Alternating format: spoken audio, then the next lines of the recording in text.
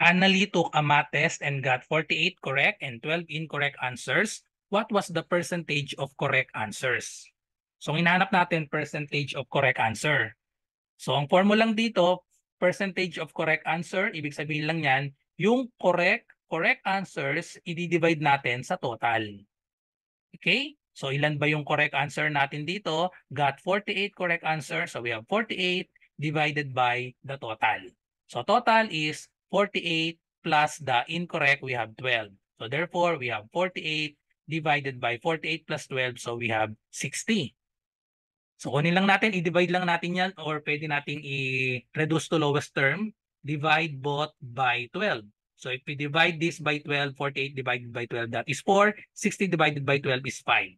So, para shortcut, para ma-convert sa percent, percent means divided by 100. So, gawing 100 ang denominator. So, gawing 100 ang denominator. Saan minultiply? So, times 20 lang yan. 5 times 20 is 100. So, 4 times 20 equals 80. So, 80 over 100, that is equal to 80%, letter D. Or, pwede nating i-divide 4 divided by 5. Ang magiging sagot dito ay 0.8 and then in decimal, that is 80%. Follow for more.